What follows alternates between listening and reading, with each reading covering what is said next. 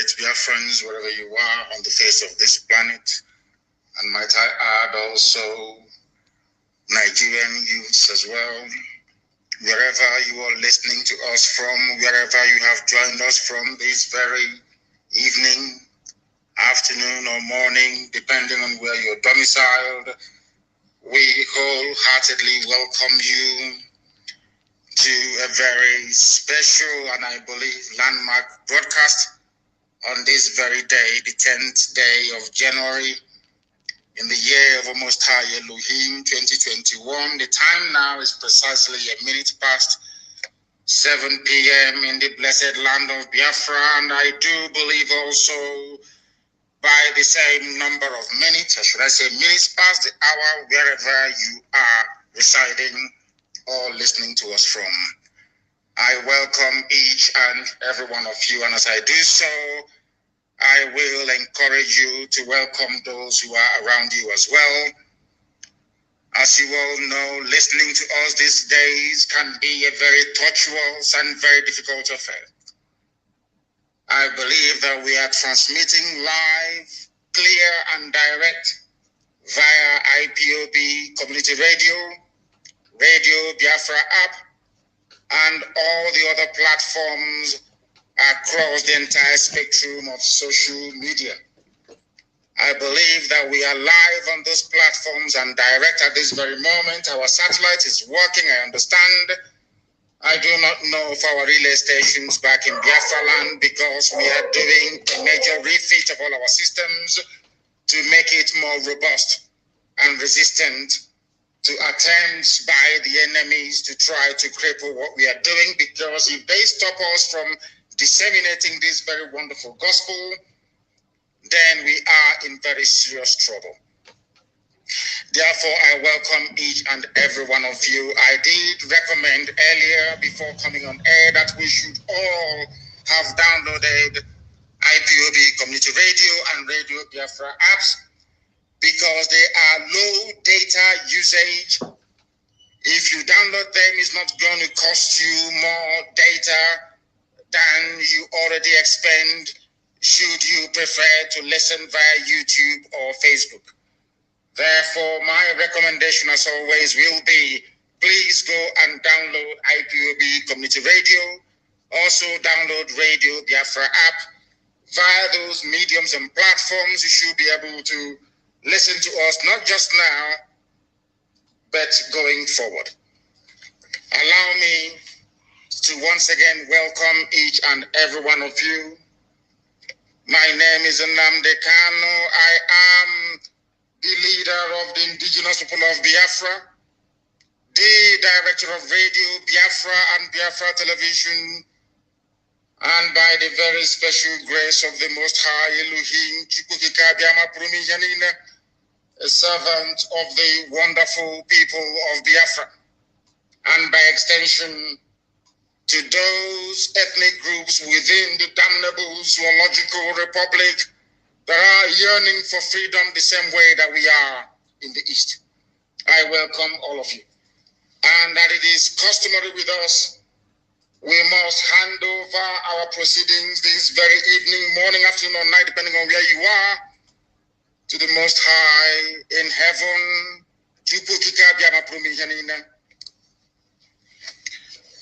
Let us pray, and I will pray in English today. Our Father who art in heaven, Elohim Adonai El Shaddai, we come before thee because your children, your people of this very nation called Biafra, and everything in it belongs to you. We are not here today by accident.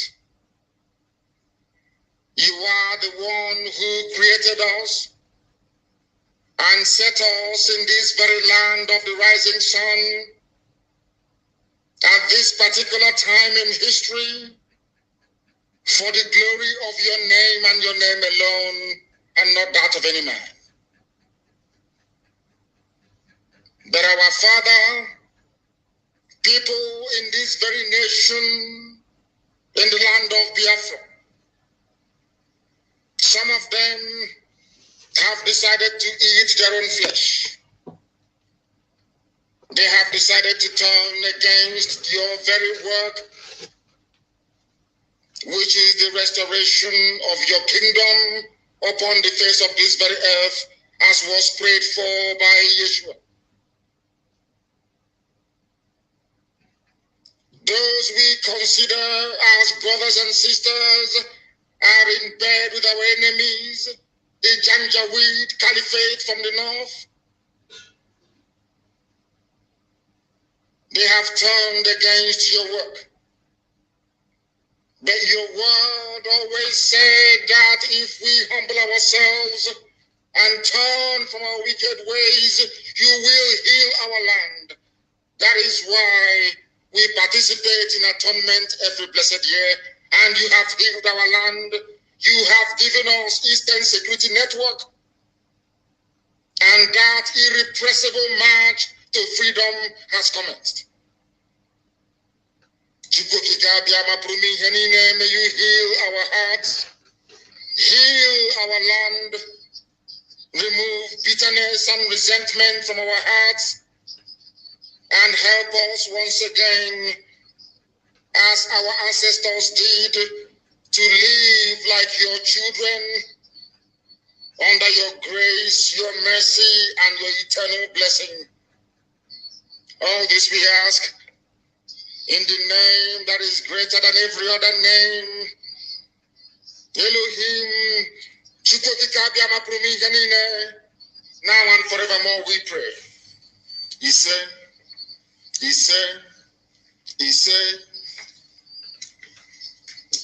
as it is also usual with us here, we encourage you to have your pen and paper ready this very evening. Because at the end of this very divine process that we have embarked upon, the world will know that indeed Chukwukika Abiyama is our God, as we have maintained in times gone by. Before we came, there was none like us. Now that we are here, they can try to be like us, but they can never be. And after we are gone, they will wish that we live forever. The earlier, should I say, the sooner our enemies and detractors understand this, the better for them. Those who underestimate our resolve do so at their peril. But having said that, we are not underestimating the enormity of the task before us. And our people must listen to this very gospel very carefully and attentively this evening, morning or night, depending on where you are. Our problem did not start today. Our inability collectively to appreciate the magnitude of the mess we are in is responsible for what the Fulani Janjaweed and corrupt politicians are doing in our land today. Those who are understanding or discerning enough, those who are capable of reading between the lines, will understand that as soon as Britain refused to make Dr. Azikiwe the Prime Minister of Nigeria in 1960, that was when all of us, our fathers, should have realized that the game was up. But because we never learned from history, that is why we are in the mess we are in today. That is why governors who are elected by the people will collude with our enemies from the north to transport our people to death camps in the northern part of the damnable Zoological Republic. That is why governors of the Southeast will gang up and organize to invite Fulani killer army, a terrorist squad, to come into our land to kill us at will.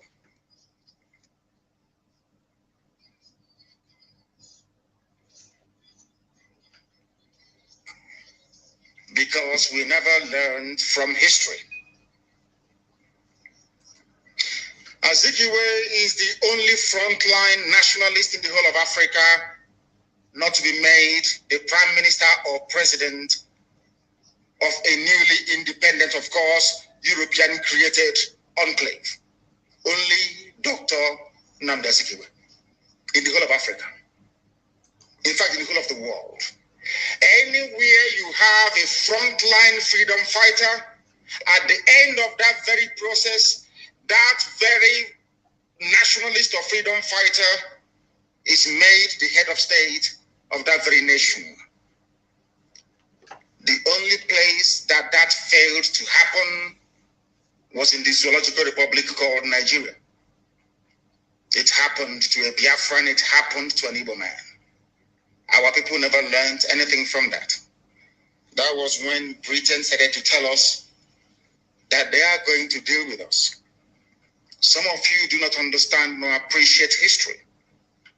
We are the only people, along with the Benin Kingdom, to put up a very stiff resistance against British encroachment into our land. We fought them for 40 years. 40 years. Remember biblically what 40 years is all about. Until Arochukwu fell in 1904. These are the things that our people cannot come to terms with. Because if you understand this very basic, or should I say, rudimentary history,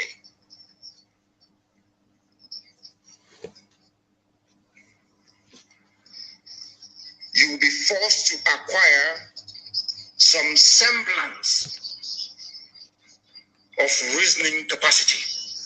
Because the problem that we suffer from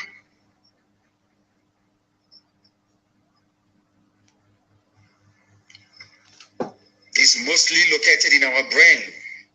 We do not reason properly as a people. Do not take it as an insult. No, not at all. It is a fact.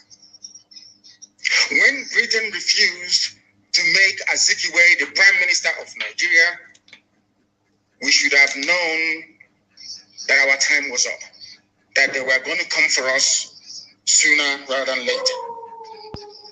What is happening in Nigeria today, a Nigeria created not by an African, a Nigeria created not by your ancestors, a Nigeria created not by gathering all the component ethnic groups together and asking them what they want, but a Nigeria created by a foreigner, a Nigeria created by those that came and took us to the Americas as slaves, a Nigeria created for the exploitative purposes of the British Crown, a Nigeria created to serve one sole purpose, to make sure that as a people,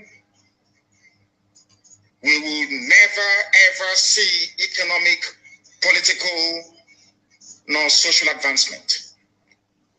Because those that created the place that you call your country, Nigeria, never had your interest at heart. Sadly, I would say very, very sadly, African nationalists failed to understand this. They wanted to be kings and emperors in empires they themselves did not conquer nor create, but created by a white man to serve the purpose of draining not just our treasury, but our mental capacity forever and ever. What am I trying to say? That as long as Nigeria continues to exist, we would continue to be the last of the very last in the indices of human development right across this very planet Earth. There will be no freedom. You will not have the right to choose those that will represent you. If you remain in Nigeria, the If the army doesn't kill you, the police will kill you. If the police doesn't kill you, Fulani terrorists will kill you. If they all fail to kill you, hunger and deprivation will kill you. There is only one solution to kill Nigeria before Nigeria kills everybody else. What is happening in the zoo today is a very clever ploy by Britain. Not all British people, mind you, because there are wonderful people in Britain. Those that are referred to as neo-colonialists. Nigeria was designed to hold us down, everybody. It doesn't matter who you are. Even the Fulani that you think are having fun, most of their people are suffering and crying as well. Only if they can settle down and listen to this very gospel and the ones we have preached before now, they will begin to appreciate our magnanimity. Because we want to save everybody, even beyond the borders of the zoo. We want to save every African man and woman, child, every black person right across this very planet Earth. If they are willing and able to learn, then we all are going to be free. The task is huge, it is enormous, because our enemies are sophisticated, they are embedded, they control the media, sometimes they even determine the narrative. They can say that an innocent man is guilty and you all will swallow it. They can say that a guilty man is innocent and all of you will swallow it. That is why it is very, very critical that people are educated, that they understand what is confronting them and be able to develop the ability to counter every move of the enemy. As you all know very well, the zoo, the media, not just in the zoo, but all over the world, they have been bought over, as you all know, very, very clearly. If we fail to do something about our situation, we are all going to drown. We would all perish. Unless you are understanding and discerning enough, you will not know that you are in bondage in the zoo. Our approach to these issues, or should I say my prescription, is tough love, not one words that get you nowhere. That is why we do things the way we do them. That is why we give you the truth raw. Some people say we are insulting them. Some say we are rude, we are arrogant. We accept.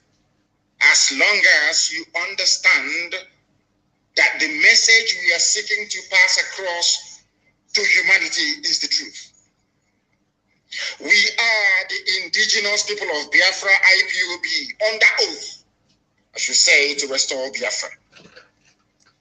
Some people, when you ask them what is their religion, they may tell you, we are Christians, we are Jews, we are all the rest of it, Islam, Buddhism, just name it.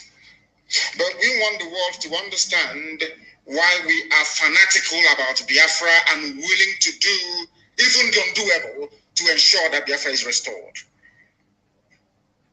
Biafra to us is a religion. A religion. It is a way of reasoning and a way of life.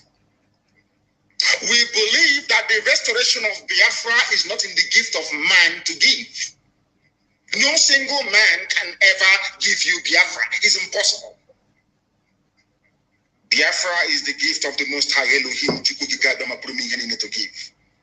How we prepare and position ourselves on this very earth, both physically and spiritually, will determine if God will love us enough to give us his kingdom on the face of this very earth. That was why in his infinite mercy, Eastern Security Network was established to secure our land, And anybody foolish enough, anybody stupid enough to seek confrontation with us, as I have said previously, before you come to look for us, before you enter into our forest to perhaps die there, because you all will perish anyway. Look at Yemen, look at Somalia, and look at Syria. Let them be at the back of your minds. Whoever is charged with making that very decision to launch an armed confrontation against the Eastern Security Network. I'm saying this to the hearing of the whole world. As you all know me, I do not do anything in secret. Everything we do is out in the open. Anybody foolish enough, because I know the Janjaweed, they're very foolish. You know, the Fulani, they have what I call the mentality or the mindset of Mohammed Siad Barre, the erstwhile president of Somalia. They never reason, they never listen. They are not intelligent enough to understand when the end has come. The only people supporting them is Britain. And we are not going to fool ourselves. Britain does wield a very considerable clout. They are taking our oil in our land. Now they have found gold also in the north. So the zoo has never failed, not once in its entire, should I say, 60-year history, to serve the interest of our colonial masters, those that created us. People say God created. I said to them, you are very, very foolish. God never created Nigeria. A man and a woman did. They are mortal flesh and they are dead. The same way they died is how the zoo is going to die. Nobody can save Nigeria. Nobody can, because it is written. How I want people, those who are averse to history, those who don't understand history very well, even those who claim they are writers, they are novelists.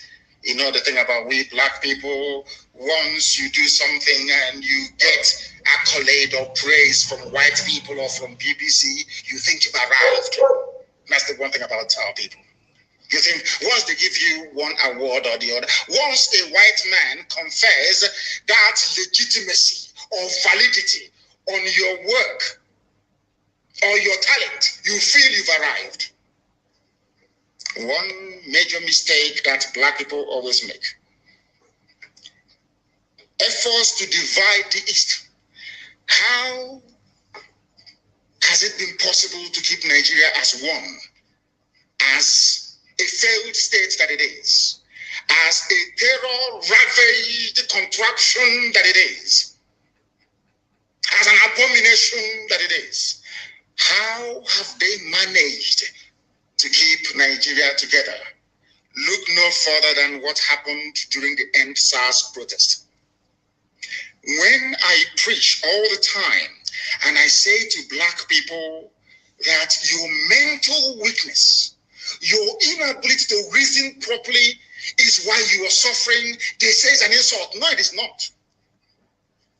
They managed to divide those who are protesting by introducing two key elements they know will appeal to their primordial instincts. What are those? Religion and ethnicity. Let me tell you something you don't understand. That is the only instrument the Europeans had to divide and conquer Africa. What they did was to pass it on to the Fulani Janjaweed. And with the help of the Fulefus and traitors in our midst, in the entire South, both Yoruba and in Biafra, both in Oduduwa and in Biafra, it appears that they have managed to now gain the upper hand in the past decades. These continued efforts to divide the East, I can assure them tonight, has failed and will continue to fail. And I want our people from Igodo to Bakassi, from Idoma land to Ogogo to understand this. They come to you, they plead with you to amplify your ethnicity against one another. It's a very clever trick. Whereas over the years, if not, since the coming of this Janjaweed Caliphate government of the late dead Buhari, before now, it was IPOB and Radio Biafra that made it possible for people to distinguish between a Fulani and a Hausa person. Before, I'm sure all of you go back to your history, you see Hausa Fulani. It was on this very platform, painstakingly, we lectured and educated people to understand that Hausa is different from Fulani. The same people who, they're like parasites. The same people who, over the years, we are trying as much as possible to have this cohesion between Fulani and Hausa together as one political bloc. When they come to our land, they tell you you are Efik, you are a Bibio, you are a John, Izon, you are a Shekiri, you are Urobo. That you are different. You must understand the reason why they keep harping on your differences, which in actual fact doesn't exist because we are all one people, is because it makes it easier for them to conquer you. Common sense. They know that if you go to Migodo, Edo State, of course you do. They know that if they come together with the Shekiri, with Urobo, with his own, with Igbo, with Idoma, with Igala, with Ibanke, everybody, when I say Igbo, I mean Ibanke as well.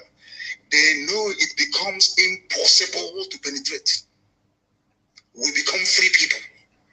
For them to succeed is a very clever ploy, which unfortunately Yoruba media is in support of. And I have warned them repeatedly. I have warned my Yoruba brethren repeatedly that this double game you are playing will consume you. And today they are in Yoruba land killing and taking over their forests. If not for the bravery of Eastern Security Network, I do not think for once that Amotekun would have had the balls, or should I say the courage, to confront Fulani headsmen in their forests. Understand this very cleverly. What they do is very simple. They come to your land as they have done with Hope Uzodinma in Imo State. As we understand they have done with George Obiozo this evening. They plant your leaders for you. Your leaders who cannot rise up to challenge their hegemony. That is where I give Yoruba land some credence, or should I say some credit. Because they have not allowed themselves to become as divided and damaged as the East is. Can you imagine for 1 second? I ask you to ponder this for a second. A Fulani governor is interested in relocating all Fulanis across the Sahel into Nigeria so that the Fulanis can have a country they can call their own home. In the East, there is a governor. Despite being an Igbo man, speaking Igbo, raised as in Igbo setting, he's saying he's not Igbo. I just want, for one, I don't know how to explain this so that people can understand it. I just want for 1 second for people to sit down and ponder this. It's a very simple, it's not a conundrum, it's very easy to untangle. The person telling you that you are from Niger Delta, the person telling you to accentuate your ethnicity or your tribe, as the case may be, the person telling you that you are not related to an Igbo man, the person telling you that you are not Biafra, the person telling you that Efik is different from even a Bibio, Bibio is different from Anang, the same man telling you this is bringing his brothers and sisters from Senegambia, from Mali, from Niger, as Fulani headsmen, as bandits, as terrorists, to come into our country, into our space, to take it over. You, his counterpart in the East, you are doing your level best to make sure you divide your own people. And when you go to some of these people, they will tell you that divided we fall, united we stand. And that was a very clever thing they did. And that was how they managed to divide us, weakening us and making it easier for them to plant Hope's Odema without election as Imo State governor, and now to plant George Obioza as Ohaneze president. I'll get to that later on. Britain knew that the light of Africa will come from the land of Biafra. They all know it all over the world. As I told you earlier, 2 years ago, I told you that I was at a meeting with UN officials in Geneva. And one of them said to me, it is not that we don't talk about Biafra or want our member states or nations to understand what is going on in the land of Biafra. But as soon as we mention the word Biafra, they all get up and walk away from the room.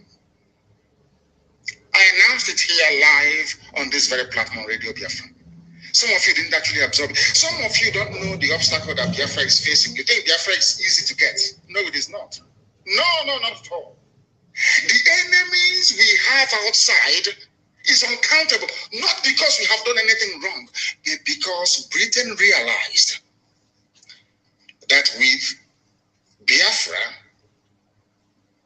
existing as a free nation, that every black person around the world will become free. They understand that. It's just like when you go to a stream and you don't want people to drink the water coming from that very stream. You go to the source of the water and you pollute it.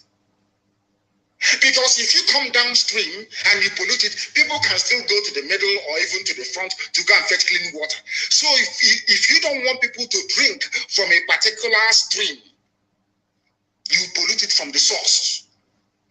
They know that the source of freedom for black people, both those in North America, those in South America, those even in Papua New Guinea, those everywhere around the world, they know that Biafra is the key. A free Biafra means that black people all over the world will become free. That was why I said that Biafra is the last miracle. I want you to understand this. All of these obstacles cannot stop us from getting Biafra. It cannot. Instead, it emboldens us. Because the more difficult the process of emancipation, the more enjoyable the outcome when finally freedom comes.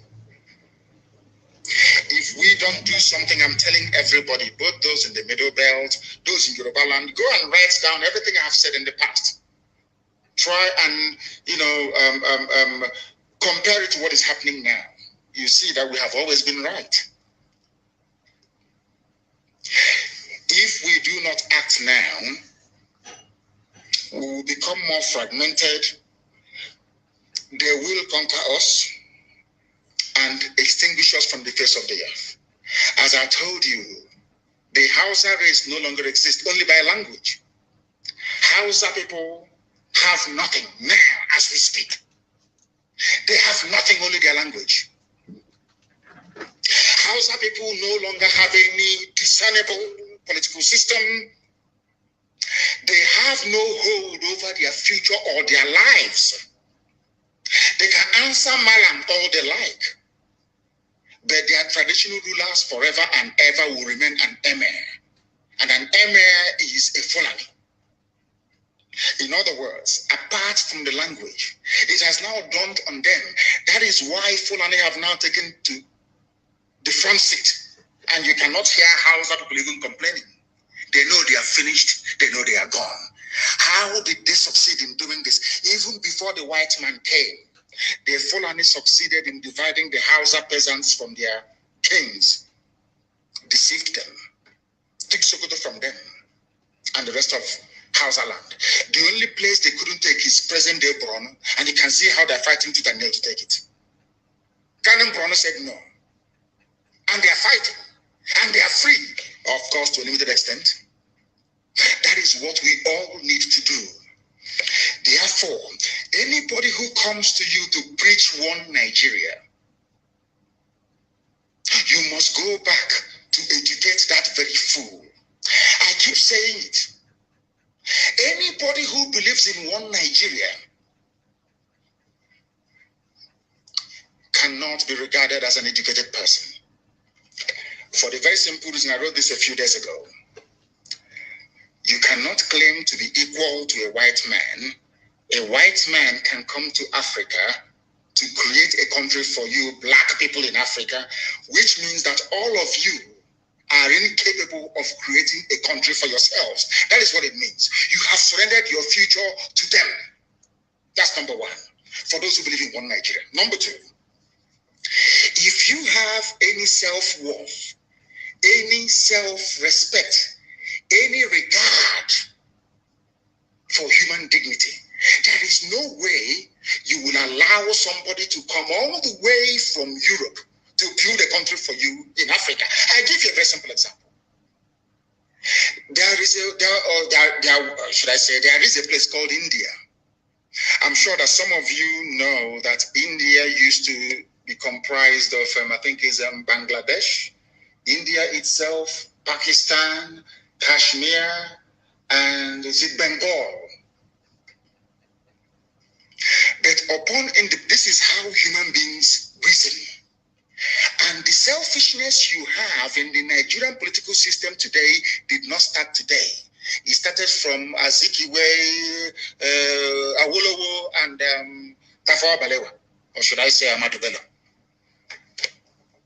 It didn't start today, selfishness. Why do I say selfishness? Because in India, where you have people, or should I say leaders that loved their people, what did they do? What did they do, I ask you? Upon Britain leaving India, they came together and said, we are not compatible. India, you are predominantly Hindu people. We in Pakistan, we are predominantly Muslims. There is no way we can coexist in the same country. So they sat down and decided to partition upon independence. Any sensible being, which we thought that Dr. Azikiwe was, should have realized, because the Sadwana of Sokoto told him, Ahmadu Bello told him that we are incompatible. Awolowo said the same thing, that Nigeria is a contraption. You cannot force people to be together. They all knew that Nigeria was unworkable in 1957, 58, 59, 90. They all knew. Exactly with what is happening today, despite knowing that Nigeria was unworkable, because they are going to answer President, the Prime Minister, they will have beautiful houses in Ikoyi, in VI, they will be lording it over other people. They decided, out of expediency, to go for the rubbish that Britain created for them. And today, is India doing well? Pakistan that is now offering to come and help the zoo to fight insurgency. I hope all of you can understand all of this. I hope you're following what I'm saying. Because in Africa, you people are not human beings. The white people, they see you, or should I say, they see you as animals. Forget all the pretense. Africa, you're part of Commonwealth. You are not. They don't have any regard for you. Do you know why? Because they created you. They made you who you are. If as a man or a woman, you are grown up, you are intelligent enough, you cannot build a country for yourself, you have to wait for European to come all the way from Europe to build countries for you in Africa, that means you're an idiot. There is no difference between you and an animal. Absolutely no difference. It's not an insult. I'm just trying to make you... Now, put yourself in, should I say, in the position of those who are reasonable or sensible enough. Do you think that as a black man from Africa, you can go to Europe, you can go to Germany and create a country for them? Can you do it? Of course, the answer is no. If you cannot do it, then why did you allow them to come to Africa to create a country for you? After creating this country for you, half of Yoruba land is in Benin Republic. The other half is in Nigeria. One is French, one is English. And people don't feel ashamed of themselves. There is no pride, there is no shame here. People are not ashamed of themselves. We are Africans and we are black people for that matter. So by nature, we are ethnocentric. We are very tribal by nature. We are not Europeans. And people may wonder, why am I saying this? Because in Europe, they don't have a village in Europe. Somebody can be born around Trafalgar Square. If you ask him, so I'm from London. And after a while, they might migrate to New Zealand or to Australia. And they start living that they have no root. This is something that Britain has been trying to destroy in Africa for very many centuries. People don't understand this. The fact that we have a village we go back to, we say, if you ask us where we are from, even if we are born in New York, we say, oh, we are from Umunede. Oh, we are from Abo. No matter where you are born. That is why we migrate like wild beasts every Christmas to go back home. Because a basic African man or woman is ethnocentric. You must go back to the tribe you come from.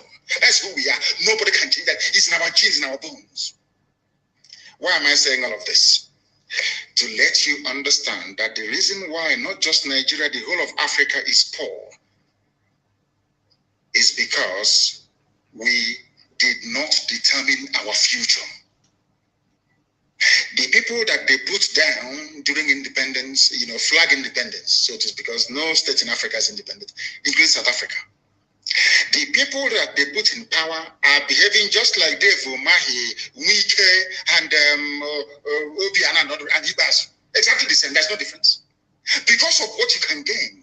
And Ibas must know that we have his contacts in Australia. Ibas wants to go to Australia to go and buy a house and relocate his family. We are waiting for him. We know all the, we'll get to that later on. What am I trying to point out to you is that once you allow your future to be determined by those who don't understand who you are and how you reason, you are finished. That is why Africa can never ever be developed. Never. It's not the fact that they are coming and taking away our resources. That is by the way. The key thing is the way we reason. Our brain is the problem. The way, can you tell me that somebody went to a university, well-read, well-versed, eloquent, very erudite, and that person will come out to offer what they may seem as a credible defense of one Nigeria? And I keep asking them, on what basis are you defending Nigeria? Did your ancestors create Nigeria? Is Nigeria homogeneous in terms of value system, in terms of even education, in terms of religion, in terms of culture, in terms of what? Tell me what should make Nigeria great one day? What is it? Oh, perhaps terrorism. I forgot. In order to ensure, please, I hope that people are not, I'm lecturing this evening. I hope people are not going to get tired because I want to teach. This is very, very important. Britain crafted, or should I say set up what they call the Willing Commission to discuss or look at the plight of the minorities in the East, not in the West, not in the North. Because they understand, I'm just trying to let you understand how far they went in order to destroy us. It was cleverly planned. Britain understood that divided they fall. Britain came and said, we are setting up the Willing Commission. The remit of the Willing Commission is to look at how Igbo people are treating Ibibio people, Efik people, Ijaw people in the East. That was why they set it up. Nothing in the West, nothing in the North, nothing. But in the North of Nigeria, where the Fulanese are a minority, in the North, you have over 200 tribes and ethnic groups in the North. I said 200, over 200. Even in Sokoto State, it's not just Fulani and Hausa that are in Sokoto. There are other ethnic groups in Sokoto. Britain did not set up any commission to look at the plight of the Bachama people, the Biras, and all the rest of them. No. Despite the fact that they had Fulani emirs imposed on them, no, Britain did not see that. No, of course not. There was no minority commission in the North. Britain came to the South to set up a minority commission, tried to remind us, oh, you are from Ibibio, you are from Anam, you are from Efik, you are from Ijaw, you are different from Igbo. That's all. That was what because they realized that if these people can forget their differences, of course, there is none because we are all Igbo people. I keep saying it. That is why you know that God is miraculous. I'm a wonderful God. It's like a code. This Biafra we are pursuing is like a code.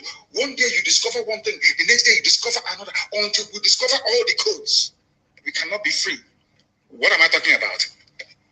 Do you know that funny enough, all the states that they created and they called it South, in all of them, there are indigenous Igbo people in all of them, including Bayelsa.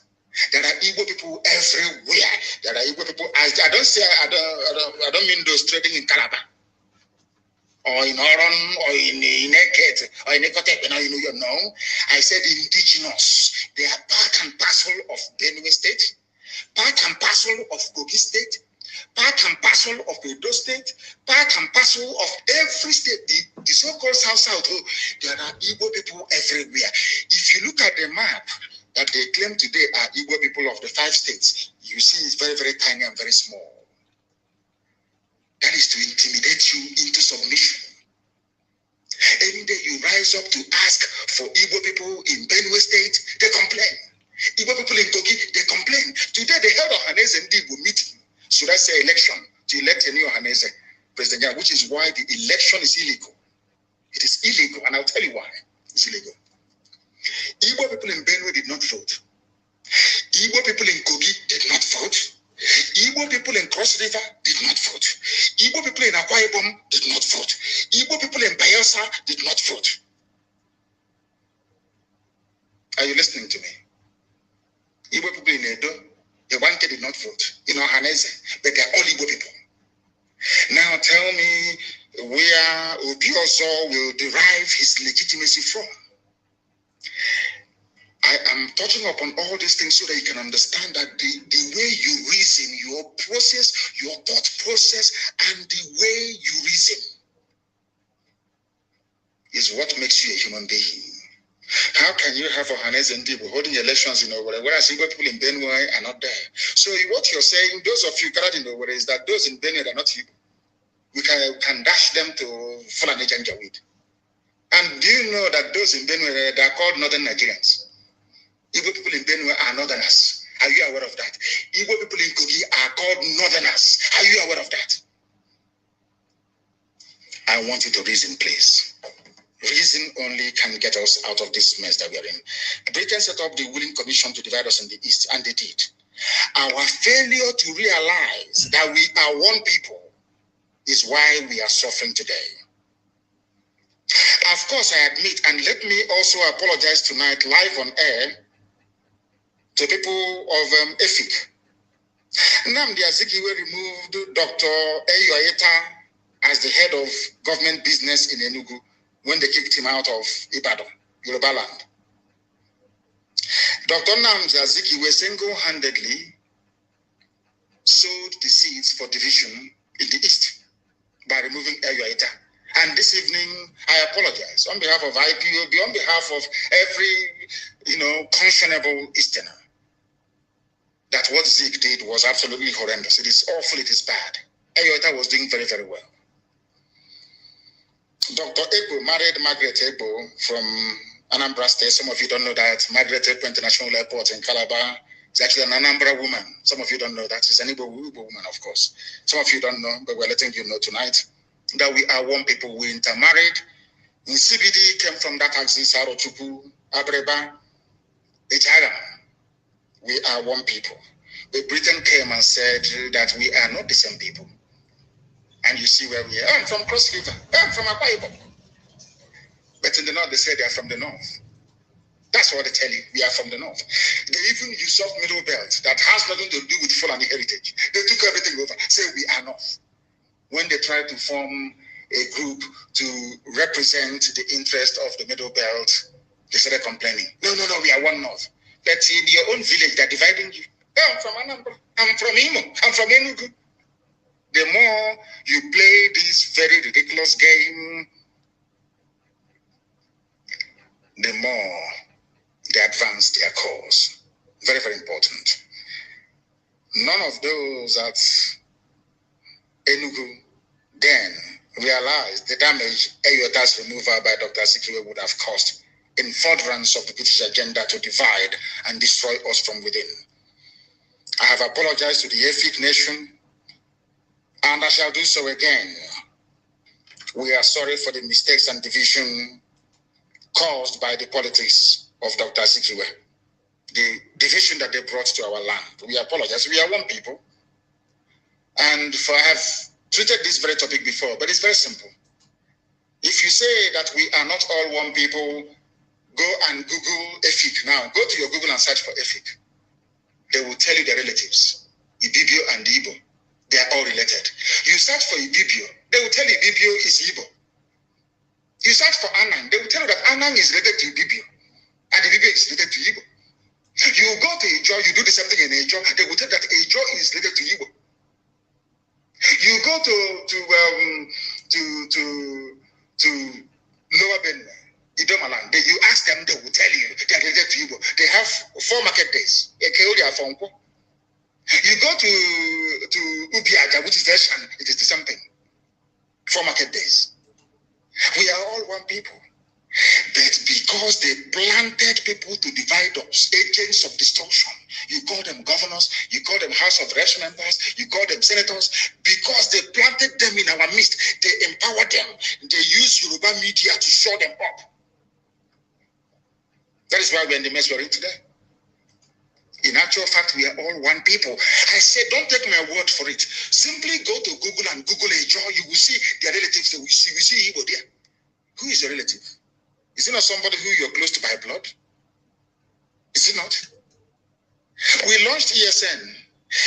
One of the strongest sectors we have is Bayelsa. The people who those from Bayelsa say, "Oh, we want our own regional security." But when the West did theirs, it was only one. When the North did theirs, it's only one. It's only in our land.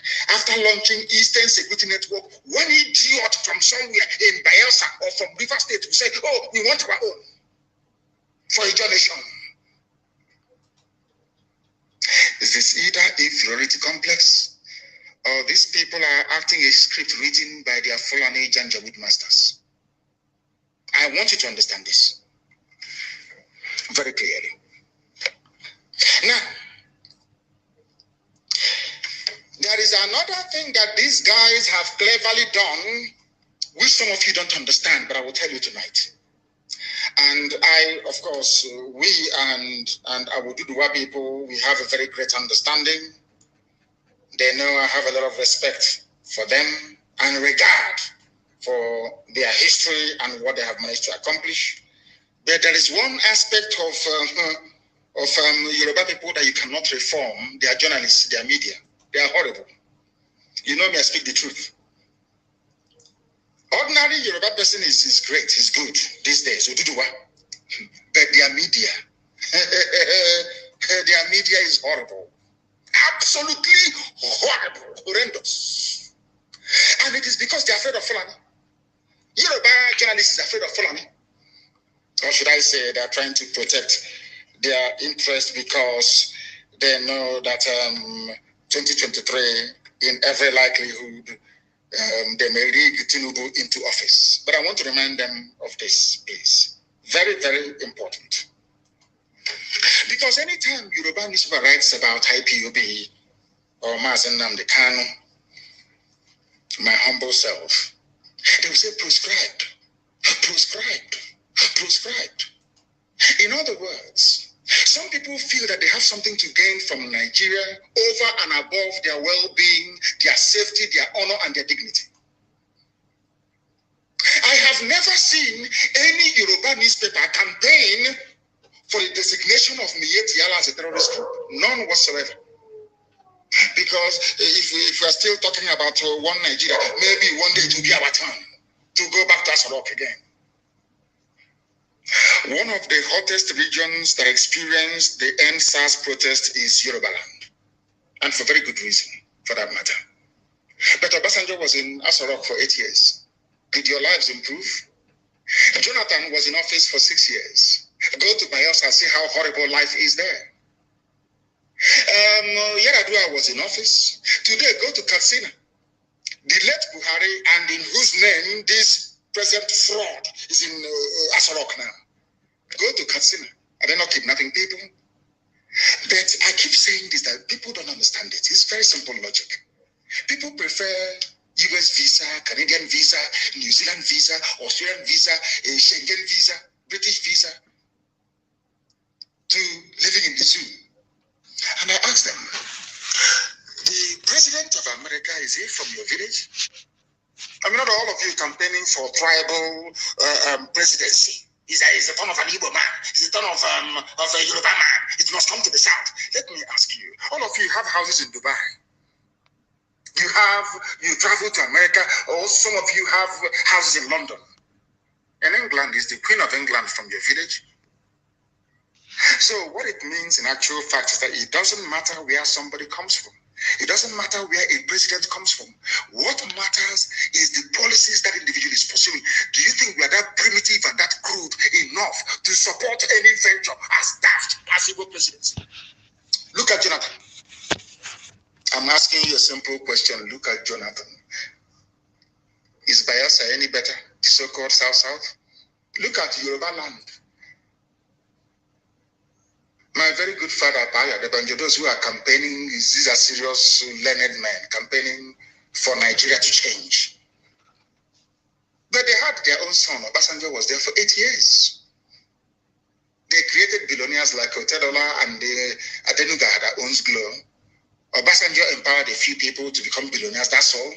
An ordinary Yoruba man or woman is suffering the same way an ordinary Biafran man and woman is suffering, the same way an ordinary Middle Belt man and woman is suffering, the same way even Hausa man is suffering and woman, even Fulani is suffering. Do you understand what I'm saying? Do you understand what I'm saying? You allowed them to divide you. I remember NSAS very well. Shoyinka was talking about it a few days ago. You know, when you come out for a revolution, you must go to the end. No revolution is pretty. Before next time, of course, there's going to be protests next, and we are going to lead it. When next you are planning to come out to protest, before you do so, go and study the history of revolution. Russian Revolution, French Revolution, the Commonwealth, which is Cromwell's revolution in England, and George Washington's revolution in America. You can even read Chairman Mao's revolution. They're not pretty. They're not so pleasant, I'm telling you. If you think that revolution is that you come out on the street, you dance to musicians, because you have seen Flavor, you have seen other musicians, you think that it's going to be a carnival, jamboree. No, it is not. They are only starting it.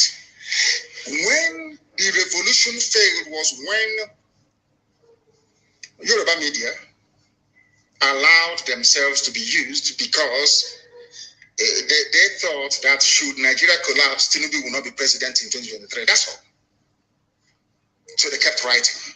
They kept writing. They introduced ethnicity. They brought in tribe. They brought in religion. They kept pumping your brain with rubbish, with nonsense a blessed day. Because you were not mentally tuned or tough enough to realize that in every revolution, things are very, very difficult. Because you failed to understand this. That was why you messed up. Everybody went home. You started looking for bags of rice, bags of beans. I'm sure that some of you have finished those palliative, those that got one carton of Indomie. The palliative is gone. And you're still in pain and in suffering. Had we remained on the streets, forgotten about palliatives, remained on the streets, by now the zoo would have collapsed. But you know, Yoruba media, they would like you to blame somebody. You want to blame. There has to be somebody to blame. Oh, is it Nnamdi Kanu? Oh, he made a broadcast. Stupid idiots. As if during the revolution there's no broadcast. Go and read Chairman Mao in China, the Cultural Revolution. Go and read about the Bolsheviks in Russia. Go and read about Oliver Cromwell. Oliver Cromwell caught the King of England, King Charles I, and cut off his head. You know what he said to Charles before he killed him? I want to prove to you that your blood is not blue but red like ours. I want to prove to you that you're a human being like all of us here. Oliver Cromwell cut off the head of a crowned king of Europe, King Charles I of England. Can you imagine people going to Asarok to cut off the head of this little boy from Yusuf Mohammed from Niger Republic? Media will, what they write, oh my God. So a revolution is not pretty. If you're not prepared mentally for a revolution, then don't come out. People were saying that we are breaking into prisons and releasing people during the NSAS revolution. I said, why not? In France today, they celebrate the Bastille Day. Bastille was a prison. When the revolution started, the people went to the prison and they let every inmate out. That is called the revolution. You don't know. Oh, they went to prison. They were releasing prisoners, hoodlums and hoodlums. Idiots. They failed to realize that it was a revolution. A revolution. You have finished your two packets of Indomie from warehouse. Typical black people chasing food. Today, where is that food? You have eaten it, you have been to the toilet, it's over. And you're still suffering, you're in pain. And I reminded that was exactly what Che Guevara said when he came to Congo to fight. Che Guevara said, I cannot, when he went back to Latin America, they asked him, why did he come? He said, I cannot stay in Africa. An African man does not know how to put the need of his freedom before his stomach. He always wants to eat. Food, always. That was why he came back and went back to Latin America. The reason why I said this was because the Yoruba media is a problem in Nigeria. I'm telling you the truth. They have messed everything up. IPOB is proscribed, Nnamdi Kanu proscribed. They keep writing junk every day from idiots who don't exist. But I want to tell them something. The same Yoruba paper carried the headline, Punch. Our abductors spoke Fulfude, collected 4.5 million ransom, kidnapped Kaduna PFN chairman. PFN is Pentecostal Fellowship of Nigeria. This man, his name is Apostle Emmanuel Bago. He is telling you that those that kidnapped him, they spoke Fulfude, which means they are Fulani people. Only Fulani. That was the language I said to Yusuf Muhammad. Now that Jubril has run away, I asked Yusuf, come out and speak Fulfude. If you claim you're Buhari, because Buhari spoke fluent Fulfude. But of course, we are dealing with two animals. This man said it was Fulanis that kidnapped us. But the same newspaper will never recommend that all these Fulani bandits groups Mietiala be proscribed. No, not at all. Do you know why? Because they don't threaten their interests of Bola Ahmed Tinubu presidency in 2023. Now you understand. These are the type of newspapers and media houses you have in the zoo. They were the ones that came out at the height of the revolution and started writing rubbish. A very famous person talked about, I just want to talk about this NSAS protest for a minute because I've not spoken about it before now. Somebody said they were destroying properties, burning infrastructure, burning BLT or BRT bus, you know, the Lagos bus that was burnt down. Black people without conscience. My response to those individuals is this. They use those buses to transport thugs from Mushi to protest sites to Lekki to go and kill and attack peaceful protesters. That was why that very depot was burnt down. But when they write this, they are drunk. They never go to the beginning. It's just like DSS, who are every day they keep writing rubbish. Of course, Punch and all these other stupid newspapers, they keep helping them writing rubbish every blessed day. About how I jumped bail, how Nnamdi Kanu is a fugitive. They think if they keep writing it and Google keeps prioritizing it, or somehow when I travel to America to speak to lawmakers, somehow they say, oh, you're a fugitive, I won't talk to you. See, they think that white people are stupid, as stupid as they are. Do you understand what I'm saying? They think that white people are as stupid as they are. The same newspapers, they have the video of the raid of my house when the army came to kill me, as a result of which 28 of my men died. They are aware of it. My cousin died. As a result of it, my father and my mother died of the trauma from it. They know, they have the video. church, some of them. They go to the mosque, some of them, and they read and they study. They don't know who we are. They don't know that the anointing of the Almighty Elohim is upon us. They have no idea. And when they don't something, I said to them, I am in a very wonderful company. Pharaoh went after Moses. Is that true or false? Herod went after baby Jesus. Joseph and Mary took Jesus to Egypt. They fled to Egypt. Prophet Muhammad fled from Mecca to Medina. So I'm in a very wonderful company, you see. Those with the anointing of God, that is how it is. You come to kill them, you cannot kill them. But the zoo newspapers will never write about it.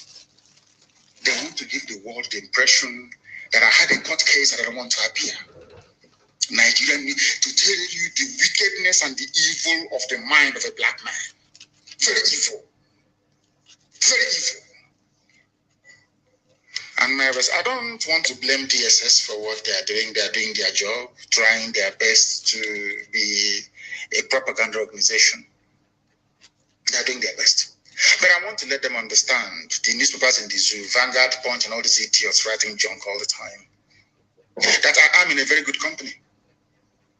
When you talk about those who escaped or who survived the state-sponsored assassination, when you mention Moses, you mention Jesus, you mention Prophet Muhammad, then you mention Nnamdi Kanu. Now you understand it, don't you?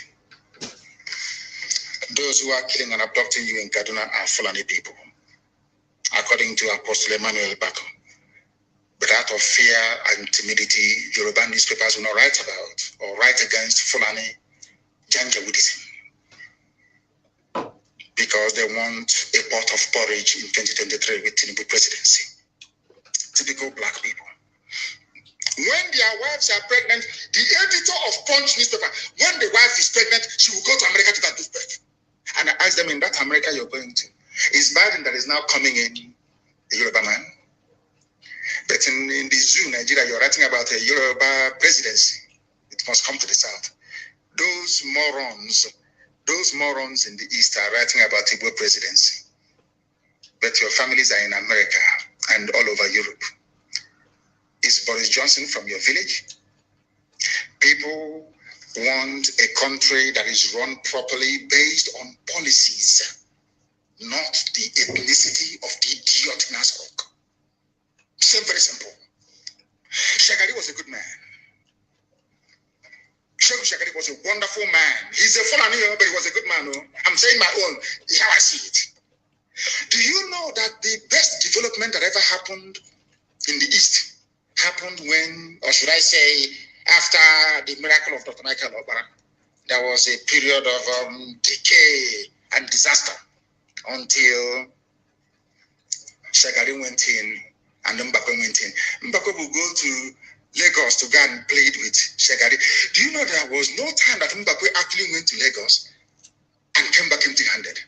They called him the weeping governor. But anytime he meets Shagari and asks for something, Shagari will always give it to him. Do you see that? Some of you are very small. Iguacha Enugu Expressway was very, very beautiful, I assure you. Shagari built it. Fulani man. Because he had good policies. It didn't matter who was in Asorok or in Dodam Barracks or whatever, the state house or whatever. Rubbish, they call it then. The policies were good. Even when Mbakwe asked us to pay survival levy to build him a state port, everybody did. You can see that Mbakwe was working. It was actually a Yoruba man, the last military administrator of Imo State before Mbakwe took over. It was him that started his clay factory. A Yoruba man, a military administrator of Imo State. You know what this man did? This man, they have the same ceramic factory in his village in Yoruba land. I've forgotten his village. But go and Google it. The last military administrator handed over to Mbakwe. The man said, "Oh, I have this factory in my village. It's very good. Oh, they use clay.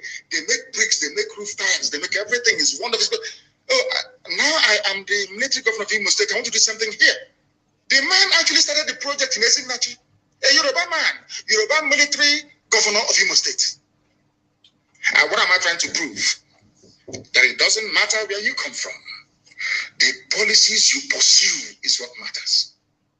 A Yoruba man started the very beautiful Ezinachi factory. Mbappe completed it. And some idiots ruined it. Turned everything upside down.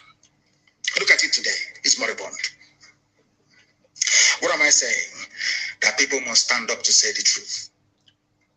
When you see the truth, you must speak it. You know, we are black people. Some of us are very demonic. We are possessed by a demon of greed, envy, hatred, and jealousy. It's in us. We are black people. Nobody can take it away from us. Some people must be envious. They must be jealous. They must have hatred in them. They must be horrible. That is who they are. You can't change them.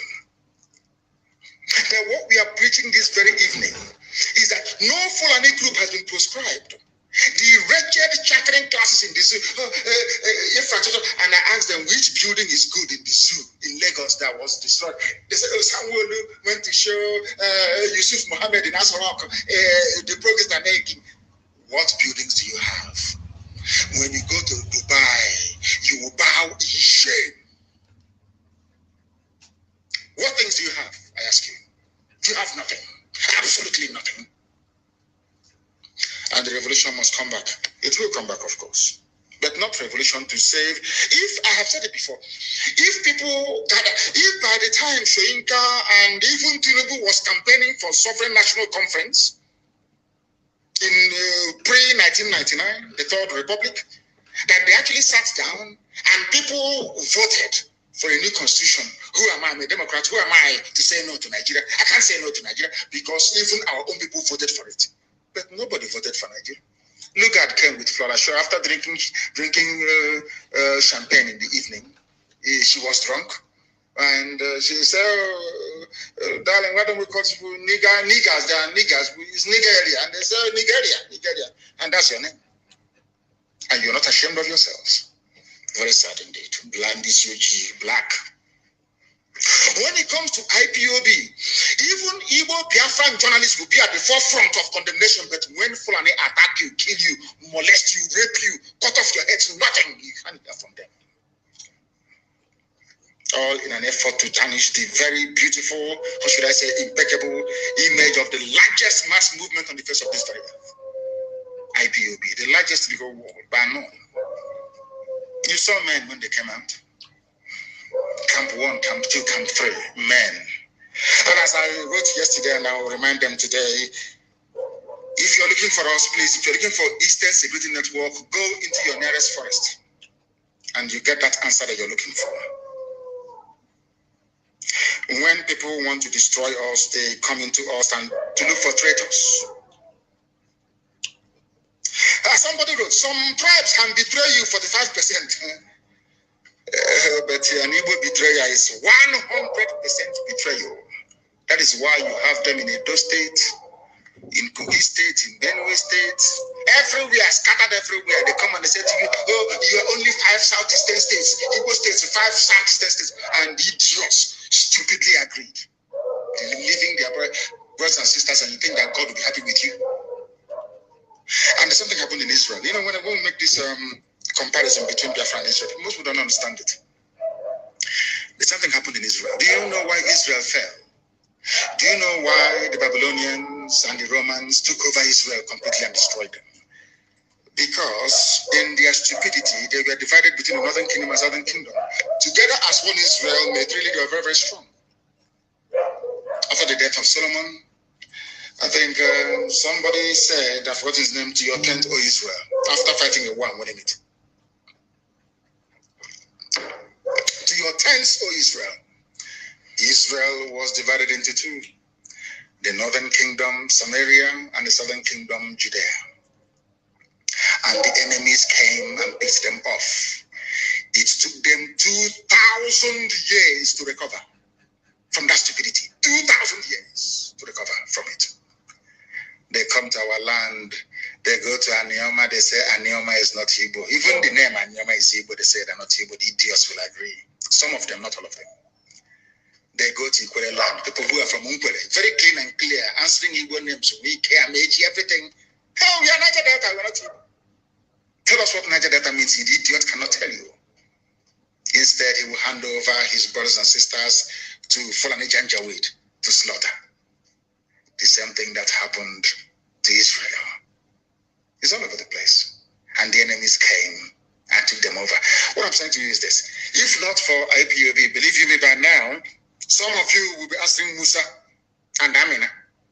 I'm telling you, before God and man. We are the ones that stopped them in Ebonyi. All the years I've been telling you, we've been stopping them. You didn't believe me, did you? It's only now that we are now proving to the world what we can do. They cannot take Ebonyi State. Omagi is a madman. They can't take Ebonyi State. We will all die there. They can't take Ebonyi State. And they know it anyway. They know. If you stand in our way, you will go down. Today they gave you another Janjaweed slave as your Hanese president. He doesn't know where he's coming from. He doesn't know where he's going. His job is to make sure that Fulani settlements continues in our land. He's a learned man. He claims he's a professor. He was the ambassador to USA, ambassador to Israel. And I asked him in Israel, who are the founding fathers in Israel? Who created Israel? Modern day Israel. Of course, it's God Almighty in heaven. Who created USA? God Almighty in heaven. He served in places where God created all those nations. He's coming back to support a project that was created by a man, a mortal flesh, and named by a woman. And he's a professor. And he plans to support his good friend, Ibrahim Gambari. You know, they're very close. I don't know how Fulani Janjaweed managed to do this to us. They always pick idiots.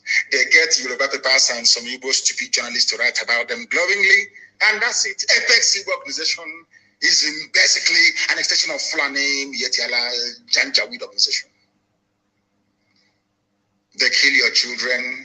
You cannot come together to form a security outfit. You want to do it state by state. But everywhere else, people band together as a region to float security outfit. Now that we have done that thing you weren't able to do, to support it is a problem. Because the masters in the north will be upset. They'll be very, very angry. Now you see how stupid some of them are. But some of you may still go ahead and support them. That is your business. The Ohanese election is illegitimate and cannot be recognized anywhere in the world. Instead, I'm canvassing very seriously for World Igbo Congress to take over the affairs of doing what is social, cultural, whatever, of Igbo people. That is my preference, and that's what I will push for. That World Igbo Congress should rise to the plate and do the needful. They must do the needful, because Ohanese will kill all of us. I'm telling you the truth. These people are evil. They have the money, they give them money, they pay the Vanguard correspondent in Enugu. They pay Guardian correspondent in Owerri to write Apex. Meanwhile, we are all dying. The Fulanis have installed Obiozo, their stooge. I must make it very, very clear to all and sundry that we do not recognize Ohanese and their throne and Dioshu. World Igbo Congress should replace them immediately. They are nothing. The same way they used Zeke against Ojukwu. After composing the Biafra national anthem, Dr. Azikiwe jumped ship and joined Nigeria. Because they promised him that one day he will be the head of state. Some of you don't know that Azikiwe was supporting Biafra until he jumped ship. The same promise they made to Awolowo. They also told Chief Awo that, don't worry, one day he'll be president of Nigeria. Did that happen? No, it never happened. The only two Yoruba men that have ever sat at the helm of affairs in the zoo called Nigeria are those picked by Fulani people. Obasanjo was picked by the Fulani. So too was Shonekon after they annulled the win of Abiola, as if we do not know. They didn't stop there. They also used an anti-Biafran demon in the person of Obabiasika to try and finish off the job. Obabiasika, like Chimamanda Adichie, was an intellectual. He was a investor of Ibadan. Very, very learned. Obabiasika was very bright, very intelligent. And in order to prove to the British that he was de-tribalized, you know that stupid word, black buffoon, they start to talk nonsense. I don't see Biafra coming. They're not together. They're talking rubbish. Before the state of Israel was founded in 1948, the Jews all around the world were not together. They were not together. Go and read the book called Exodus. They were not together. The very prominent Jews in New York that had the money said no. In fact, they wanted to come and fight David Ben-Gurion. And at the port of Haifa, their ship was sunk. They brought arms to come and fight their own brothers, not to fight the Arabs that were attacking Israel from all corners and quarters. The same thing with us. Anybody who is a bit learned, if you write one or two things, you think you've arrived. And you can offer an opinion on Biafra, which you don't know. Very disappointingly, Chimamanda Adichie, that I had regard and respect for, was talking to people say they should understand it the other way. That is pure rubbish. To tell me you believe in Nigeria and you're learned, you believe in Nigeria, you went to school and you studied, and you believe in something that was created as a limited liability company, more or less, the zoo, Nigeria company. A white man will decide a name of a nation for you, decide what to... Wasted education. That tells you all you need to know. Now I understand the reason why they never gave the Nobel Prize to Chinua Achebe. Now I know. Before I thought I knew, but I didn't. They did not give the Nobel Prize to Chinua Achebe because he failed to denounce Biafra. Britain knew that Chinua Achebe was a hardcore Biafran. They denied him the Nobel Prize and gave it to Wole Soyinka instead. He wrote more books than Wole Soyinka. He's known all over the world than Wole Soyinka because he's a Biafran. That global conspiracy against us. His works has been translated to, is it 270? I don't know how many languages all over the world. Things fall apart. In fact, I suggest that Chimamanda goes back to read. Go back and read. Things fall apart. Achebe was more famous than you are. Chinua Achebe was more famous than Chimamanda. He was a Biafran. He died a very proud Biafran. You that came up, maybe because BBC gave you an award, maybe one glass ornament. You think you've arrived. You are now dining and drinking tea with white people. You now have opinion about Biafra. What do you know about Biafra? How can a people be united when they were defeated in a war of attrition? What I call the Third World War. What do you know about Biafra? The trauma and the psychological damage we suffered during the war because of treachery from those we never expected would betray us. I'm talking about if they cannot unite. That's England, you go to that place, they call it to read those stories for little children. Is the president of that place from Igbo land? They're talking about Igbo presidency. It's Boris Johnson, an Igbo man. But they give you an award, and they give you all the limelight you need all over the world. And you're talking rubbish about Biafra, rubbish that you don't know about. Let me remind you, the Jewish intelligentsia in US did not support Zionism. They never supported the methods and tactics of Ergon and Haganah. Go and read their history. They blew Britain out of that very place with dynamite.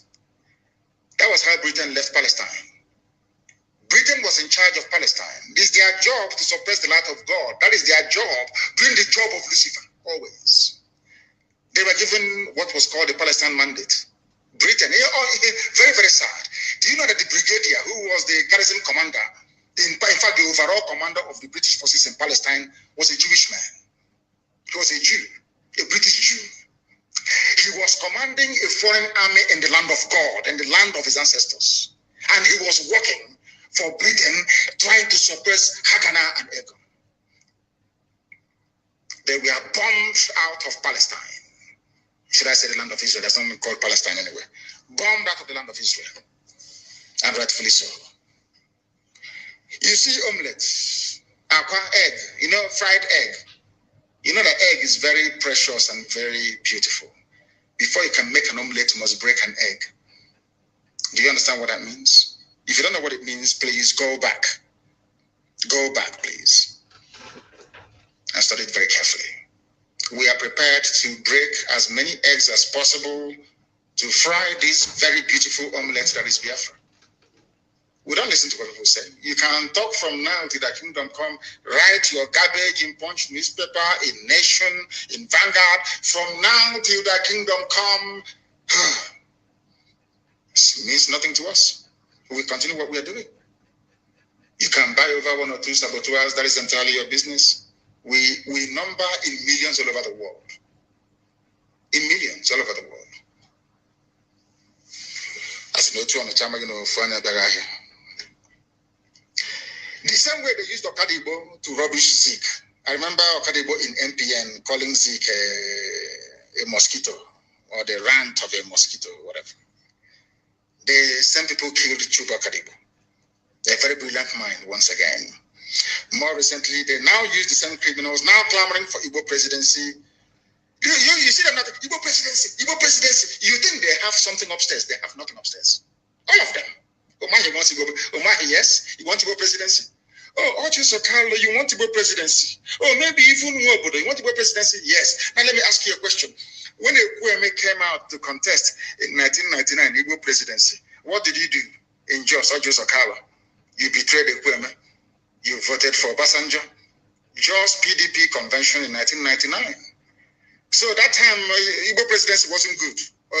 Wasn't good enough. It's now that you want it, yes. And now let us go to Dave Umahi. Your own brother Peter Obi, who contested with Atiku under your own political party. You were in PDP, but you delivered Ebonyi State to APC against your own brother. Now you want to contest because you felt that should Peter Obi go and succeed and become VP to Atiku, after 8 years or thereabout, or after 4 years, Peter Obi will naturally succeed and become the president of the zoo, thereby spoiling your own chances. What did you do? What did you do, I ask?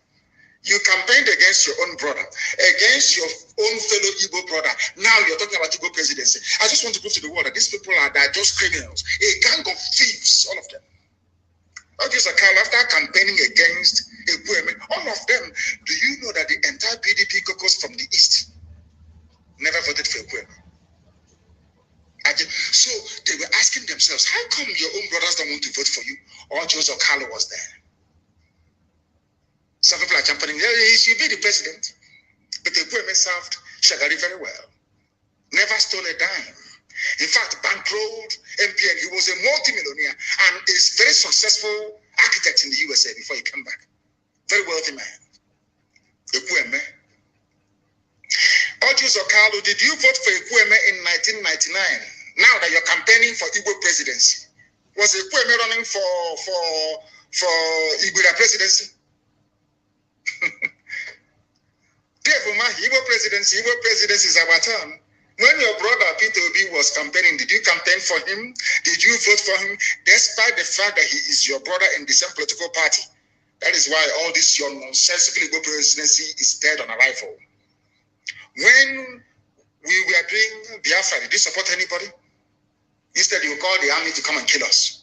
And now you want to go to Abuja. You send their force now, they'll bring they'll bomb everybody to death. They are Igbo presidency, useless set of idiots, traitors and betrayers. Jim Nwobodo, in 1999 in Jos, you were speaking Hausa against your own brother. You were speaking Hausa. In Jos in 1999, you campaigned against your brother. Now you're talking about Igbo presidency.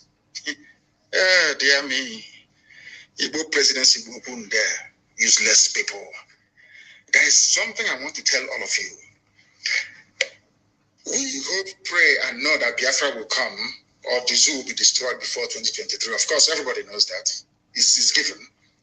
COVID-19 saved them last year. Won't save them again. This year, the vaccine is out. Instead of an Igbo man to be the president, or Yoruba for that matter, let Fulani continue. It is called Mirina Mohu Onamanna Yup.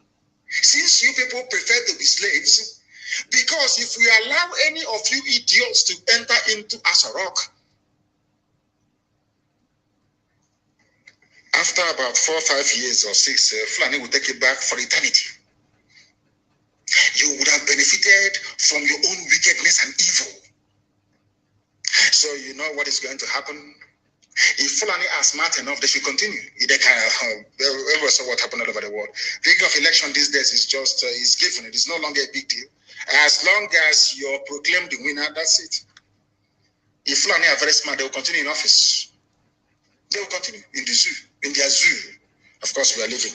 We're not going to stay there. That is why you don't want to support Biafra. Because of presidency. So you and your friends can now be eating money. You buy your own houses in Dubai. You want to be like Hatiku. You want to be like, your wife want to be like, what's her name? Aisha. Flying private jet to Dubai for shopping. Meanwhile, we are dying.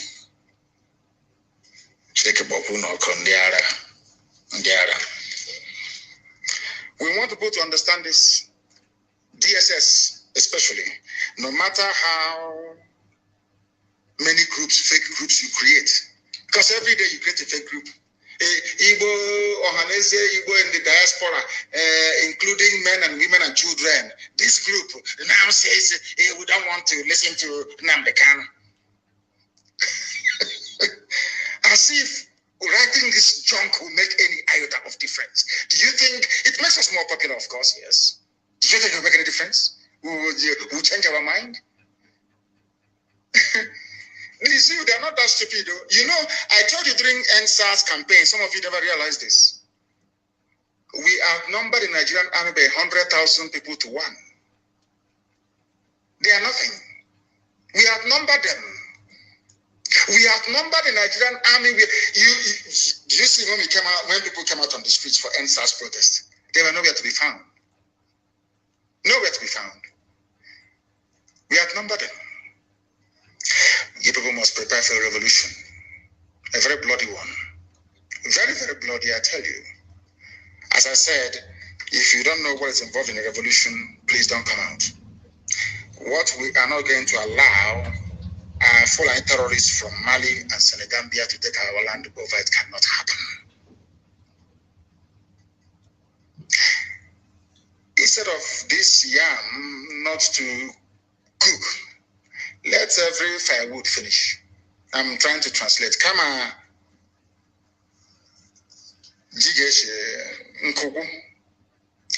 And things are going to happen. Don't say I didn't warn you. I'm telling you now, people. Who did you tell? Did you tell us? I am telling you now that things are going to happen. If you're looking for Eastern Security Network, please go into the nearest forest. And as I pointed out, as you're going, make sure that you have written your will, because you will die there. Go and check the history anywhere in the world. Once you raise a gun, you don't bring it down until you're successful or until you're dead. One of the two must happen.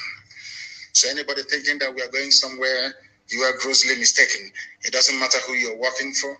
It doesn't matter the intelligence agency you're working for. It doesn't matter how you try to couch your stupidity, ignorance, and treachery. It doesn't matter the language you're trying to use. We are pursuing freedom.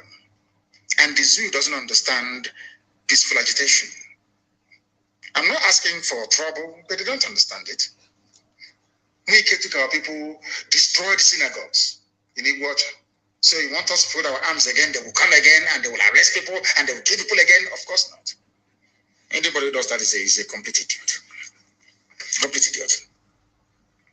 Those that they appointed in the woman he's trying to appoint, they want to set up a parallel security outfit. I say, go ahead. Nobody will even turn up. Go ahead now. You can get your political party agents, as you did, get them into upper auditorium or whatever auditorium you have in Abakaliki and give them some money. And that's it. We are the largest mass movement in the world. Now that our people in America are waking up, we can sustain the defense of our land for 1 million years. That's one thing the idiots don't understand. Our people are in the USA. Many of them, very, very many of them, they can sustain this very campaign forever and ever. We're not going back, huh? You don't know that? No, we're not going anywhere. We are not going anywhere. We are not going anywhere. This is a live presentation. The time now, I believe, is approximately, should I say 26 minutes to 9? Is that correct? Yes, I believe so. To 9 p.m. in the blessed land of Biafra. I don't want us to underestimate how difficult this very battle is. We are fighting Britain, we are fighting neo-colonialists, we are fighting every major interest. Do you know how many oil companies you have? You know, some people say, oh, why don't you go to, what have you done in America? There is ExxonMobil, there is Halliburton, very wealthy companies, very rich. They are campaigning that Biafra should not come in America. They're Americans. I went to Israel. Some Israeli businessmen that have dealings with the zoo, making so much money from the zoo. After attending a meeting at the Knesset, they'll go to Knesset and they'll talk to Israeli lawmakers. There are some lawmakers that I've spoken to. They will go to Israel and be speaking to Israeli lawmakers, asking them not to support IPOB, not to support me. Israeli businessmen, because they're making money from the zoo. Do you know that in Italy, any Ajib was writing to a judge in Italy, telling the judge not to grant IPOB family members asylum in Italy? Ajib petrol that you have in Biafra land. Because they think that once Biafra comes, that will at least we'll put meter and ask them to pay for what they're taking from our land. They don't want it. Britain doesn't want it. Do you know how many enemies we are fighting? Do you have an idea? How many enemies we are confronting every blessed day? I want you to go to Google now and type in IPOB. You will see some stupid news. Even go to Biafra now. It's news about Jello Biafra that is on Biafran page. Do you know that they paid Vanguard, Nation newspaper, Punch, and Sun? Do you know that they gave them very huge amounts of money in December to attack us and to attack Eastern Security Network? Go to Google now and type in Nnamdi Kanu on your Google search. All the news about me is about this group is saying no to ESN. Repatriation Nnamdi Kanu. All bad news. They give money to, they paid Google as well. They give money to Vanguard and to Punch and all these idiots. They write their junk. Then they boost it. They go to Google and ask them to boost it. So when it's such a Nnamdi, if I go to your office to speak to you, of course, if your secretary books an appointment to see me, the first thing they will do is to go and Google to say, let's find out who this person is. They will see all that news. You don't know that's what they're doing? You people, I don't actually think that our people understand the enormity of this very task. They think it's easy. That was why some people gave up and started building hotels. With the money they gave them to fight for their fire, they started building hotels. Because they know how difficult it is. They know it. Because how about our own people? Even those who are working for BBC. People don't know the mess we are in. But by the special grace of the Most High, we have defeated all our enemies. They know how determined we are. They know how resolute we are. They know we're not going to back down. They understand that very well. So maybe they're trying to end their pain. These are journalists that went to school. That read about ethics. Most of them are Biafrans. They're Igbo. But they still write against us. Not that they don't like what we are doing, but because having this UG black people demonic. If they see road, they want to take the bush. But we are not giving up. A lot of people are banking on us. Not just Biafrans, but right across the zoo and beyond. People listen to us all over the world. They tell me, they write to me, they tell me, they listen to you. We listen to you all the time. We listen to Radio Biafra. What you people are doing is marvelous. Keep doing it. So you think people are not listening? Of course, well, they are listening. Right now, in Abuja, there's no movement. Everybody's listening to this very gospel of redemption. That is to warn them that we're not going back. There are killings everywhere. Insurgency. People don't know of insurgency. It never dies, you know. And I will tell you how we are going to kill off the zoo. I just hope and pray that they come looking for ESN. I'm praying they do. Then they'll open up another front in the east. Then I will just be waiting for our Oduduwa brothers to try and join the fray. And the zoo is gone.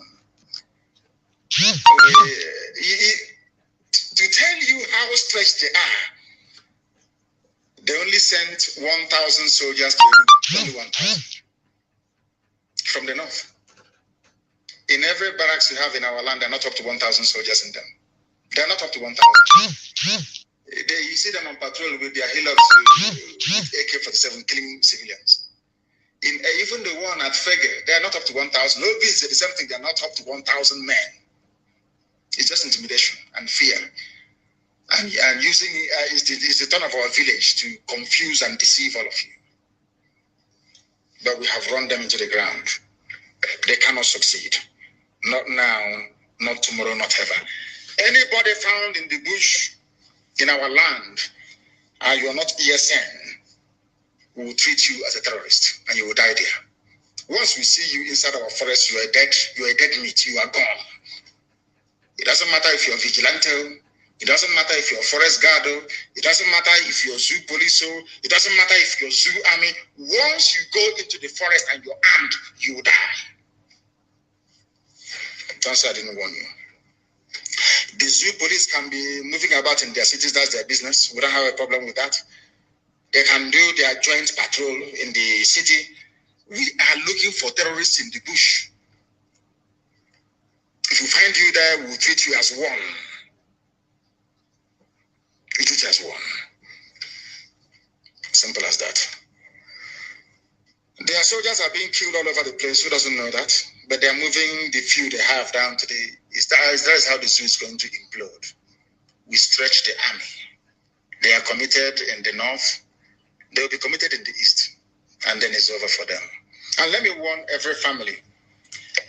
If you're from the middle belt, if you're from Oduduwa, and they send you down to the east to come looking for ESN, you might as well tell your family you will be coming back because you will die. I can assure you, you will die. God is my witness, you will die there. Ask those that came before you. Ask them those they sent before, where are they? Ask them where those people are before you start patrolling inside the bushes.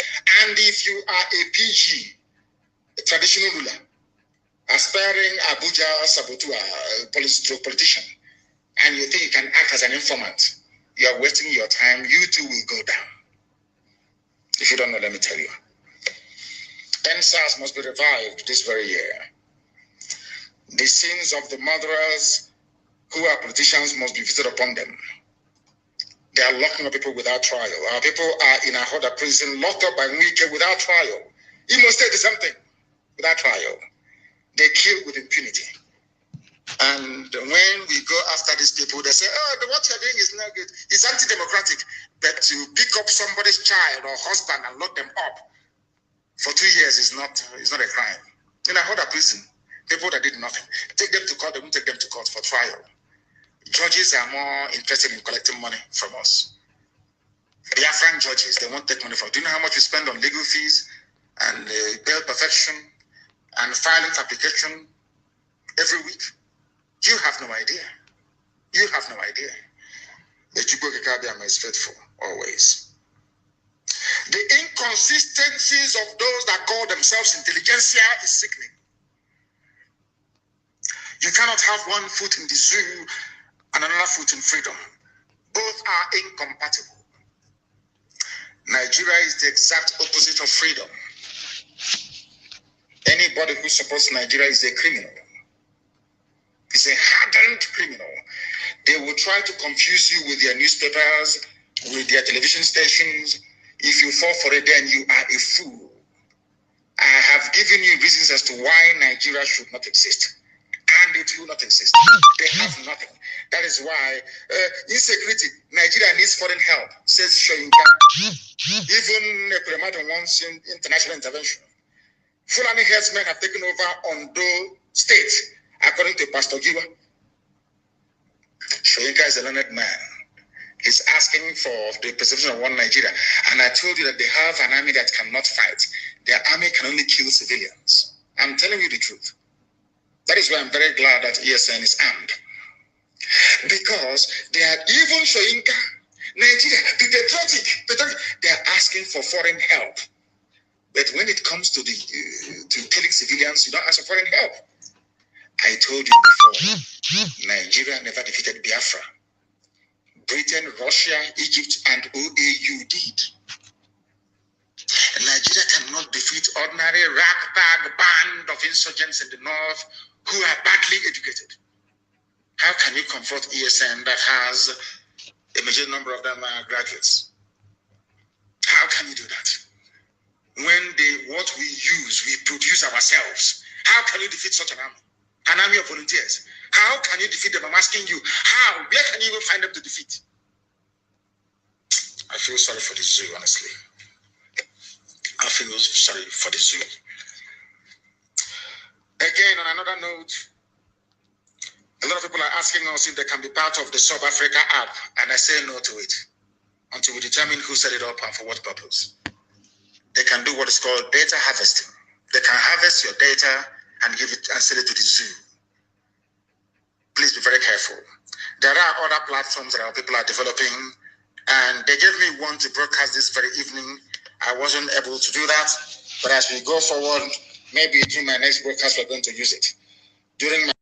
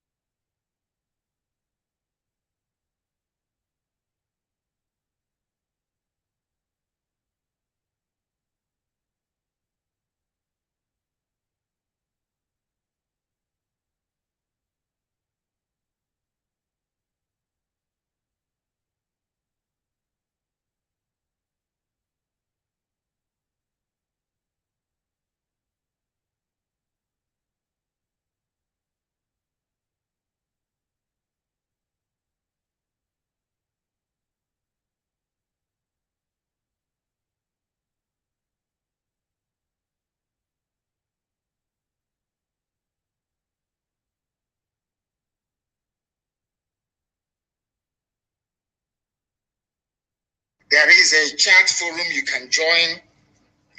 It is called MateTweet, MateTwit.com. Go there and register. Very, very important place. Very, very important. They've been developing it since last year, and it is now here. You know, we do everything. We know what Britain did to us with air, land, and sea blockade.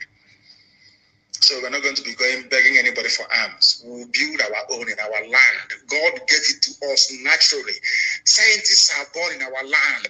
From your mother's womb, you're a scientist. We have them. And we are putting them to very good use. And you must also pray for them.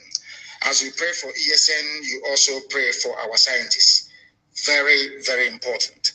And coming to IPOB, please. You know, this is the thing they're doing us. So Facebook will suppress them, cut them down, do this, do this. You are making us to be creative. It was what they did to us between 7 and 70 that led us to believe or to decide that we can no longer rely on any country to supply us the weapons with which we are going to defend ourselves. We made everything ourselves. We build it we get it from you, we replicate it. We build it ourselves. So, oh dear. Zoo, I feel sorry for the zoo, honestly. I feel sorry for the zoo. For us to succeed, we must do something within IPOB family worldwide. We must be disciplined and have a sense of discretion.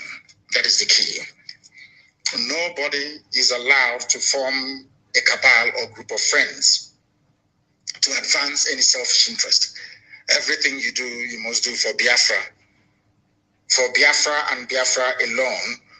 And let me also warn every principal officer of state. When you are appointed into any position, that your position is temporary. You may be relieved of your position or assigned to a new post at any given time. Your service is dependent on your performance and you could be removed. You must have that in mind. I have instructed our head of DOS, Mazi, to draft an undertaking, a document, which will be signed by every principal officer of state to abide by these new rules, because we have gone into a very decisive and dangerous phase of the struggle. And to those of our brothers and sisters that left the zoo, army, and police to join this revolution, you are welcome. But you must understand that what we run is a highly disciplined volunteer army. Volunteers only, please. And we don't want the very ill discipline and character of a zoo soldier to contaminate what we have in us already. We are highly disciplined. If we eat, you don't know. If we don't eat, you will not know. People running around and sending out voice messages and voice notes, I don't want to hear of such again. Our volunteers don't do that. We are highly disciplined. If you're leaving the zoo army to come and join us, you must also develop the mind of a volunteer. I will also instruct Mazi Edoziem. We have appointed our officers to take charge of affairs in the USA. A memo will go out to that effect in the coming days. America and Canada will be divided into provinces. Each of the provinces, or should I say regions, will be independent. There will not be any national coordinator for the US because it's too big. Neither will we have one for Canada because it's too big. But there must be an oversight council as well to bring them together should the need arise for them to undertake any project as one United States of America. But in the next few days, a memo will be issued detailing those we have placed our family in their control in the United States of America. There will be about 4 or 5 regions in the USA. All of them will be independent of one another, but there will be an oversight committee as well. If you want to support ESN, please don't give us food. We don't want zoo to poison food and give it to us, please. The only thing that can happen is financial assistance. And an account has been announced in the United States of America for this very purpose, and people should use it. There are no multiple accounts in the USA. USA, they are doing very well in terms of financing this very movement. And for very many years, I used to castigate them and say all manner of horrible things against them. I didn't know that they were waiting for ESN to be launched. And as soon as ESN was launched, most of them came out, I must be honest with you. Most of our people in America, they have woken up. And they are supporting this very movement in a very massive way, and we welcome them. All of them. To this very noble family. You don't have to be in IPOB to support what we are doing. And when we say Eastern Security Network, it starts from Edo all the way to Cross River. There is no need for anybody anywhere to open up any other security network. We are everywhere.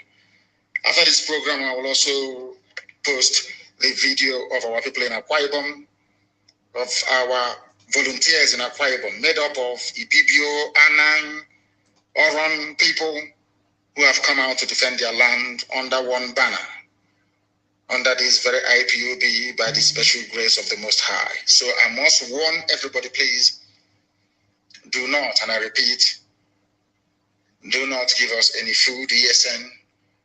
We know how to supply the food to avoid contamination. Very, very critical, please.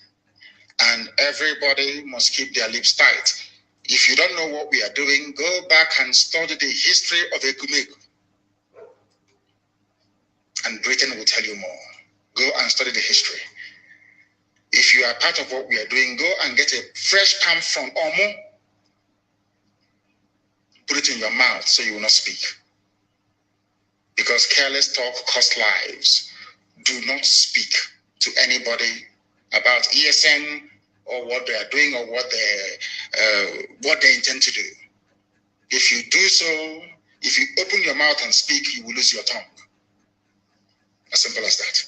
We are not joking. We are no longer joking and cannot joke. We have lost too many people.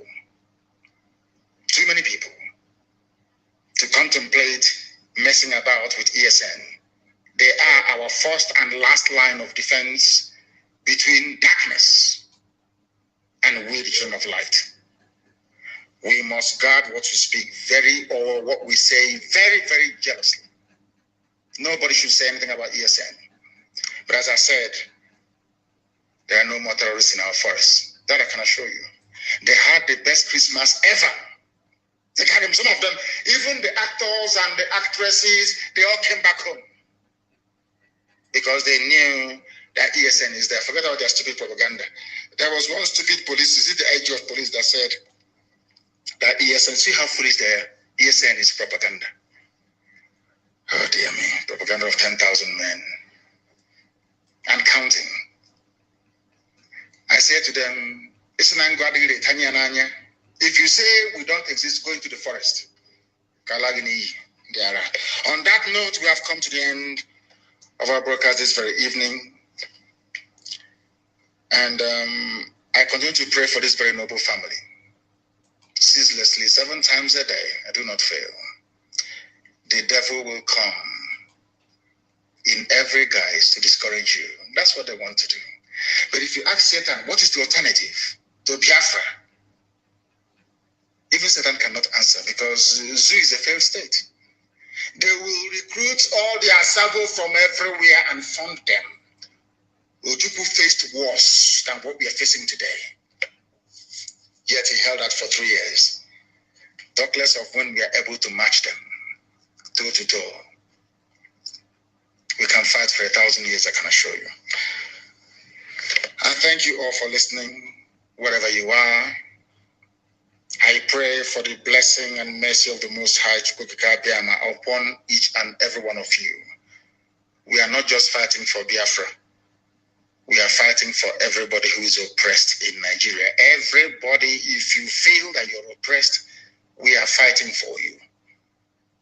And eventually, we all are going to be set free, not through any might of ours, but by the very special grace of the Most High Elohim. And on that note, we'll continue the end of our program today. Do not forget what Biafra means to us. Biafra is our religion. And here on radio, Biafra is where we worship. Because Elohim is our God. From me, from here, with all the love in my heart, good evening.